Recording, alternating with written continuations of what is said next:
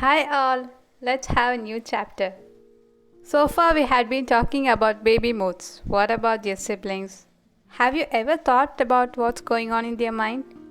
For every first child, parents would give full attention in their daily routine, and then when a baby sibling joins them, things do change. The baby steals full attention of the parents, elders, visitors, isn't it? New baby gifts around, new toys around. All of a sudden, the elder child mistakes that the empire has been conquered. If not attended properly, it is quite natural for the first child to have mood swings and bad temper, which they formerly didn't have. Sometimes parents are busy with their new bundle of joy and things that the elder child is enjoying too. Please don't take their silence for granted, okay? You need to open up. So, if you are in a gestation period, make use of the time. Make up your child's mind about the new baby who is about to arrive shortly.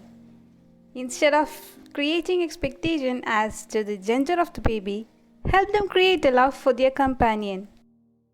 If you have already delivered a baby, pay attention to your first child too. Include them in settling the baby.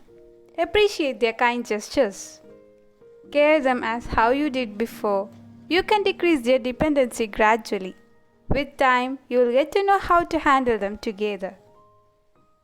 And for those who were unaware of this fact, you are not late either. If your child gets along well, congratulations. If you don't find them sing together, have a love talk with them. Let me remind you that a child's mind is so light. If you hurt them, it's better to heal them before getting worse. Apart from these kind of tips, I appreciate moms and caretakers all around the world for creating a better place for your loved ones. That's all for today. Like and subscribe for more videos. Thank you.